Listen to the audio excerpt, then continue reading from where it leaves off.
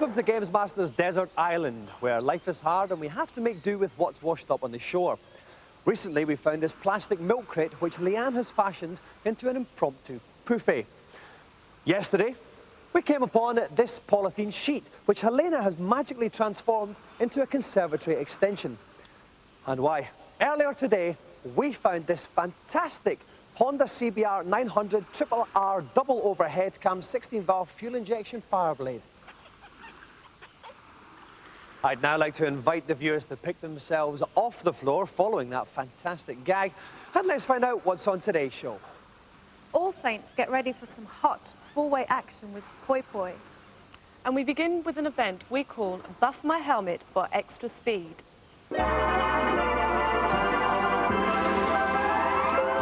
My first challenge of the day is on the brand new arcade title, Motocross Go. Straddled on a large, throbbing machine, my two contestants must race to the finish on the intermediate course, taking care not to come unstuck on the many jumps and hairpin bends along the way. As usual, we'll be sliding between each player's speed to keep abreast of the action, which I expect to be fast and furious. So let's grab the throttle and hit the dirt. Now, as you know, we've always strived for credibility on GamesMaster. Remember Robocop from Series 4? So please welcome to play this two real-life men of motocross, Paul Maitland and Justin Morris.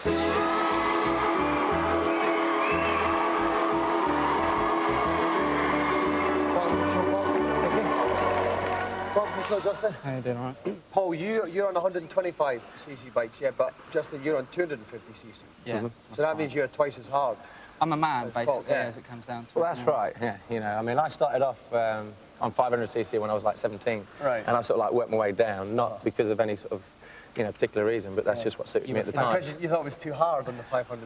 Oh, no, I was I was a 17-year-old whiz kid whippersnapper, you know, and sort of like kicking all the big guys. And let's just talk briefly now about crashes. Now, we're not saying they're a good thing, but they are amusing if you can walk away at the end of them. So what's the kind of worst ones that you've had? I've had a couple sort of high speed across the top of a hillside, caught a bump just as I took off and sort of like ended sort of like 1900 feet sort of like through the air before I hit the ground at the bottom of the hill and just kept going, and got away and walked away from it. But on the other hand, no broken bones at all? No broken bones, just like a bent bike. Any chafing? No chafing, but then at the same time you can have like a real slow crash. Yeah. And I broke both bones in my leg, Yeah. broke a rib and a collarbone and a lung, you know. So it's and a dirty pair of pants. And a dirty pair of pants, and yeah, it's not good. Doesn't look cool. What about you, Justin? What's the scariest scrape you've had? Dislocated my shoulder twice, put an exhaust through my leg. Put an exhaust through your leg? I did indeed, yeah. It's I one thought of you had the to pay a lot of money in private health for that. Oh, well. How did that happen? Did you get on the wrong end of the bike or something? Yeah, basically, I was proceeding in a Before the crash. start of the race. Yeah. I was going through a crash and I happened to save it, but my leg was hanging out the back of the bike sort of thing, and the exhaust just went straight through my thigh. Did the doctor believe you when you phoned them up? Well, Doctor, I I've was got an actually- exhaust in my leg. No, you don't. It's probably my time. Yeah, that was one of the worst injuries of my time. With Oh, the finger, yeah. The index finger. Yeah. How did that come off? I caught it between the clutch lever and the handlebar grip, and I actually sort of physically tore it off myself, which is quite amusing. Okay, we've heard about the boys' injuries. While I whip out my own personal war wounds, What about yours? you can take a look at today's news.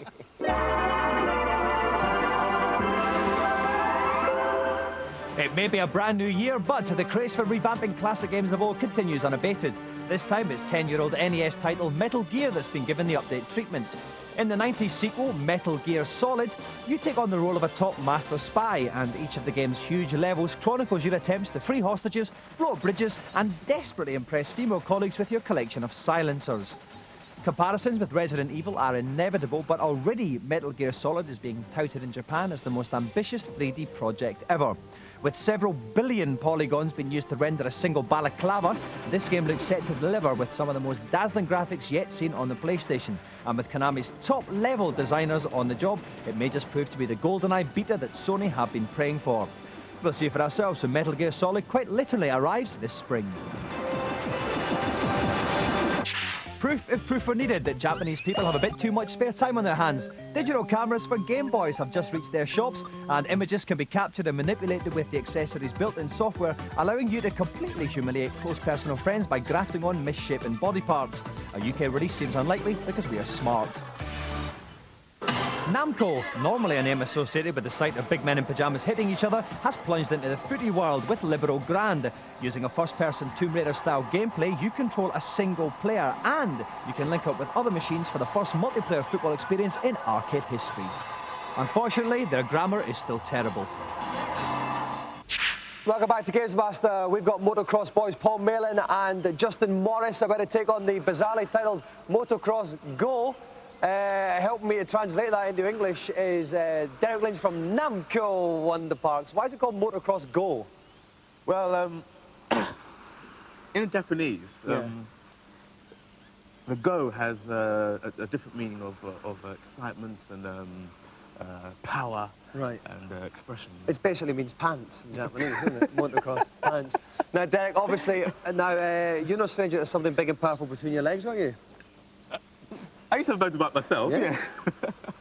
And did you get any scrapes like the guys? The guys have broken bones and everything like that. Did you ever get any crashes? I did, actually. I did. I was on a bike with a friend of mine, and he was saying, "Look, watch the road, watch where you're going." And I said, don't tell me where. Boom! Excellent. Excellent. Would you recommend that it's a good idea to actually look at the road in front of you when you're riding? I think so, yeah, I think so. Okay, now, on to serious matters, Derek. Okay. Right, what's the best tip you can give the guys on this? Well, on this, try and keep the bike steady, much like the real thing, really. And no sharp moves. Take corners, lean into it, and keep a good hold on that handlebar when you'll be okay. Okay, thank you very much, Derek. Right, the challenge, it's a first past the post, one section race. Best of luck, guys. Start your engines. Both the guys are going on the same bike. Here we're going to start. We're going to start for Paul Malin, who's going to be riding the blue bike. And Justin Walsh is going to be in the yellow. You can see Justin just ahead of Paul there. But Paul, a great overtaking manoeuvre on the outside. No, he doesn't manage to do it.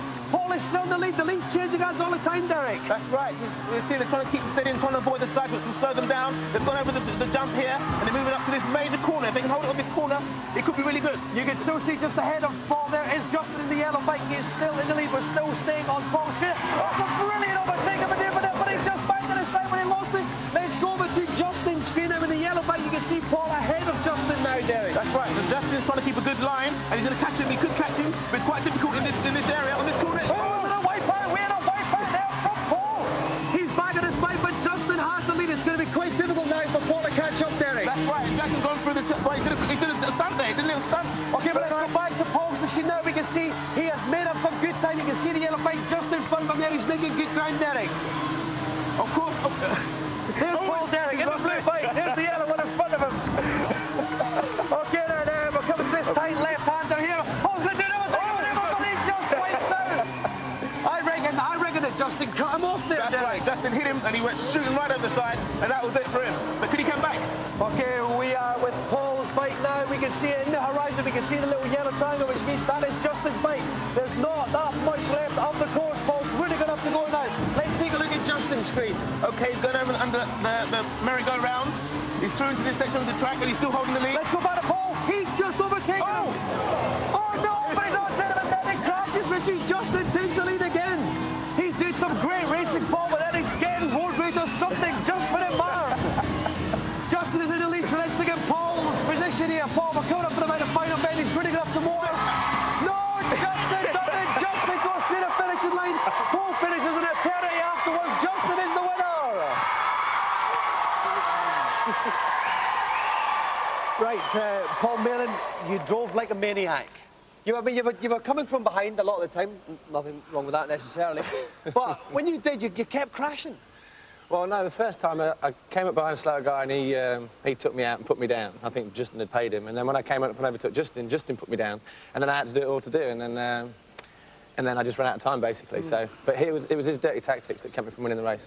Obviously. Do you think, Justin, that because Paul mucks around on piddly wee 125cc things and you're used to the bigger butcher bike, that held you in good stead for this? Oh, definitely, yeah. It completely, showed the men from the boys, really. That's right. I mean, the bikes there were 250s, and I'm not yeah. used to them. Yeah. I mean, it was inevitable that I was going to win, really. So that was that, really. OK, we're very proud to say that the winner of the GamesMaster Golden Joystick 4 motocross gold goes to Justin Morris.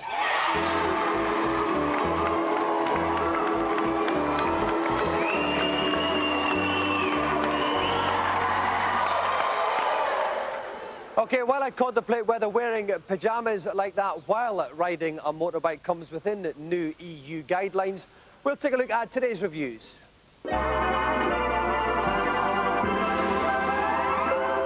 Having failed the audition for the part of Raptor in Jurassic Park, wee cute green dinosaur Yoshi appears on the N64 in Yoshi's Story. In charge of the project, none other than the Japanese gaming genius and Mario inventor, Shigeru Miyamoto. The godfather of gameplay is back with a 2D platformer that will just blow you away. Absolutely. I mean, forget technology. This is an object lesson in how to make a brilliantly designed playable game. You can take your texture maps, polygons, and stuff them straight up your little green baby dinosaur, because this game is brilliant. Graphically, it has a lot in common with the first Yoshi game on the SNES. It's very childlike, very dreamy. The whole thing looks like it's been set in a nursery, but it doesn't detract from the fact that it's fiendishly addictive.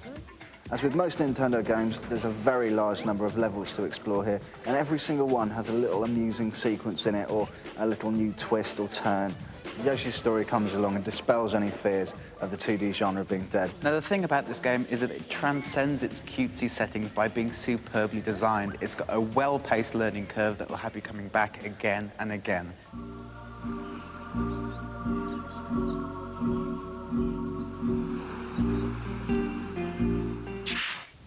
You know, there's something very pathetic about a grown man walking around attacking spiders and flies with a puny can of spray.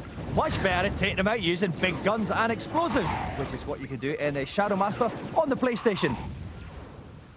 Shadow Master is a very good example of a modern arcade game. It's very slick, very well presented. This is one of those games that you can just pick up and instantly play. It takes 5 seconds to get into it, and as soon as you start, the adrenaline is pumping through your system. The creators of this game, Psygnosis, have already used these kind of lighting and visual effects before. I mean, they've used it in Colony Wars, they've used it in G-Police, and now they've brought the thing firmly on the ground with Shadow Master. It's very, very visual. The game's designers seem to have taken an awful lot of influence from the Alien films. There's a lot of sort of hooded, clawed nasties wandering around, a lot of spiders, insects, general creepy crawlies. The nearest comparison for me is Forsaken, which is yet another incredible game. And at the moment, there's very little in the way of first-person shooters that can remotely compare to it. The bottom line to this game is that it's very, very scary. Atmospherically, it's very claustrophobic. The monsters seem to come out of nowhere, and the whole feel of it is cramped, dark, and terrifying.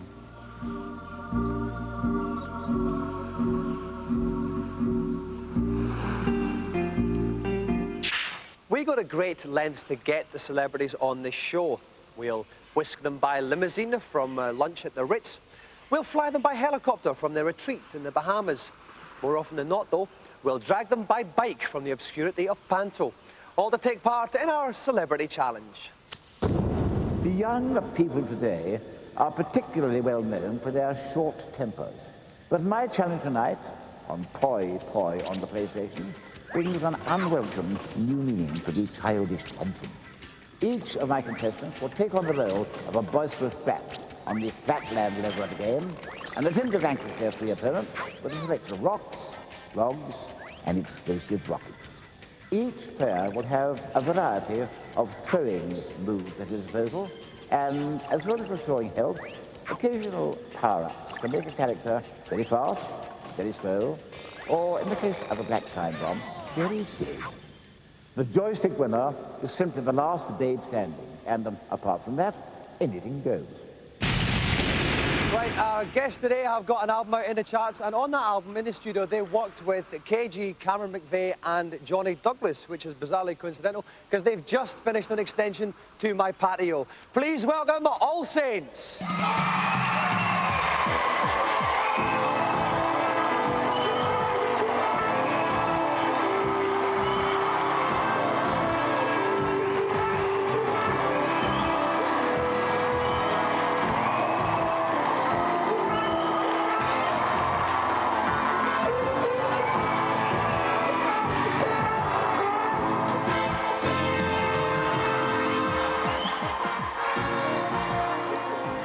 to the show, Shazny.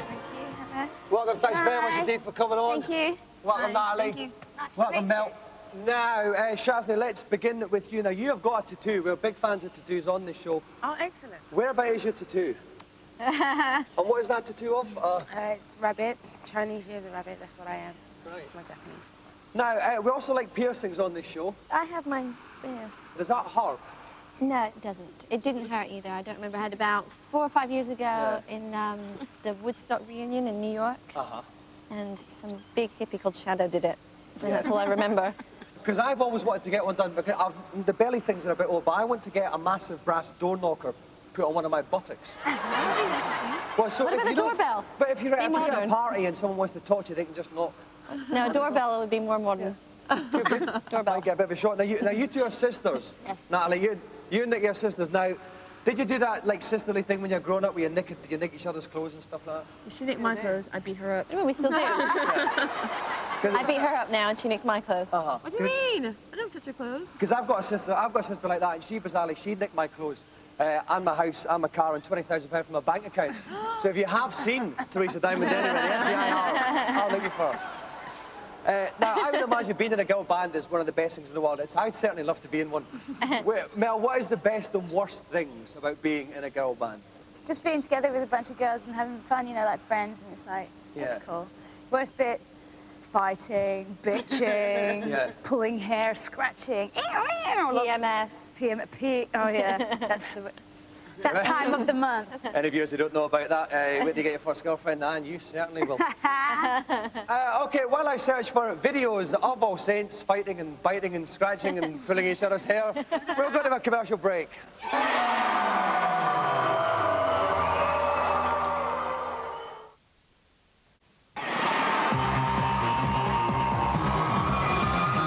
Welcome back to GamesMaster. Our special guests today are All Saints. They've brought along with them their big collection of tattoos, piercings and whatnots. They're going to play Poi Poi. Help me out in the co-commentary box, Rik Henderson. Rik, well aware of your fantastic pirate-like earrings. Have you got any secret tattoos? I've only got one very secret tattoo, and it's not even on my own body. Whose is it on? It's on that person you murdered and buried under the tattoo. All right then, it's a very, very simple challenge. The winner is going to be the last girl standing. Best of luck to all 4 of you. Off we go. Okay, Shazny is in the blue, Natalie is in the green, Nicky is in the white, and Mel is in the turquoise there in the bottom right corner screen. At the bottom you can see the energy bars there in the shape of hearts. Whenever they get right down the bottom, the girls are kaput. At the moment, if we look at player 1, Shazny, her energy bar's down really low already, Rik. Yeah, she's doing very badly. I mean, the big secret of this game is not to pick up the big objects. Although that will cause more damage on your opponent, it will actually take longer to pick it up, and you'll just be standing around while people are bashing you. Fantastic rock throwing action there. That was from Nicky there. She landed a cracker. And it's still no Shazny, who's the weakest. Shazny, not a great deal of energy left. But Natalie there is she's quite low as well. She's in the green there. It's top throwing massive large objects action. Ahoy, Rik. Yeah, Nicky's doing very well, mainly because she's keeping out of the action and throwing bombs and rocks from a long distance away. Everybody else seems to be clustered around the same area. Oh no, we got a danger flashing. Let me step in here. Mel in the top guys is flashing. Danger, we can see her there. She's got a short head of skin in it. She's bubbling, she's looking dozzy, she's off, she's down. Player 1, Shazny in the blue. She looks as if she's out of the action as well, just about. Yeah, they've both got a little amount of energy left. They can continue if they pick up energy bonuses. And Shazny has done it. Oh no, but she has picked up a level of energy, but now it's back down again. Who's in the lead just now? Natalie playing Bubba in the green. Her energy the strongest. Oh, we've got other talent. Shazny is out of it now. She's the first one down. Nicky in the white and Mel in the top guys are similarly low. Natalie still in the lead. She's got a little bit left now. Someone's been picked up, Rik. That's an absolutely fantastic feature of this game. You can pick up the dying corpses of your fellow people. Indeed, because that's another retirement. Mel in the top guys out. We've got 2 left. We've got Natalie in the green. Nicky in the white. It's a good throw. Is that it? No. Still a little bit of energy left. There's 1-on-1 here. There's a blow. We've got a retirement. That's Melanie and Nicky.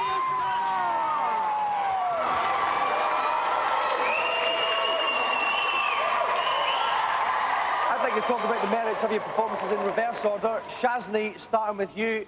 You didn't last terribly long there. No, I'm not very good at this game. I'm a professional at Street Fighter. That's not bad. That's about 17th on our all-time good excuses. Rhoda, then Mel, you were the next one to copy. What were you finding difficult? Holding the actual control pad. Not many people find that part hard, the holding of the joystick. Wait, is that a size thing? It could well be. Now, we were left with the two sisters having a fight. She was trying to like blow me up all the time. She was throwing things at me all the time. She even picked me up and threw me, didn't you? I certainly did. She wouldn't leave me alone. Well, I think it's not bad. The order of merit has been decided quite almost literally by standard of to 2, and the winner of the Golden GamesMaster Joystick is Nikki! Yay! Give me my money.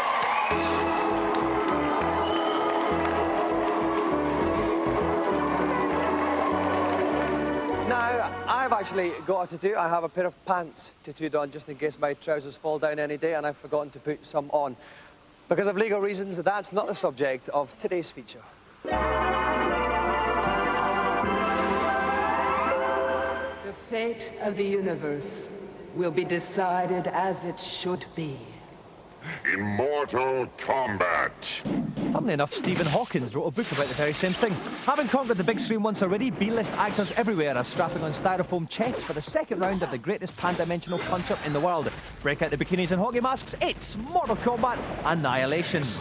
Once again, nasty, rotten, bad bloke Shang Tsung has opened up a gateway to Earth and has dragged our heroes away from a peaceful life of monk hugging. So, cue girls in leather fighting each other, of course. As well as the standard martial arts moves, the actors had to undergo a strict training regime of ballet dancing, playing hide and seek, and trampolining. Despite all this, Mortal Kombat Annihilation promises to be a special effects bonanza, with computer graphics and models combining to reproduce the characters we've all come to love so much. We're doing something that's never been done before in special effects. We're having 100% digitally animated creatures fight in hand-to-hand Mortal Kombat with human beings.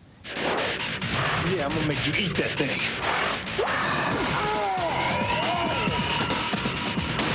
This is a movie that gives you action. This is a movie that gives you drama. This is a movie that gives you comedy. This is a movie that gives you good versus evil. This is a movie that gives you confidence. In spite of having metal arms in the film, if you're called Lynn, you're soft. However, punters may well find the cinematic versions of Jade, Sonya and Katana make them considerably harder. We have a great martial arts happening on this one, very stylized, and I think it's going to be more of a ride than the first one. And talking of rides, I still haven't had my date from you, Talisa. Anyway, with the games, the comic, and now 2 movies under his belt, the Mortal Kombat saga looks set to become the biggest video game franchise ever. The arrival of the Broadway musical is surely just a matter of time, but while you're waiting, Mortal Kombat Annihilation opens nationwide on February the 20th.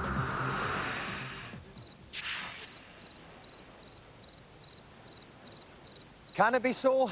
I'm afraid it can be. There's only 4 more GamesMasters to go. That means 4 weeks until the television world weeps more tears than the male guests at Pamela Anderson's wedding. Good night.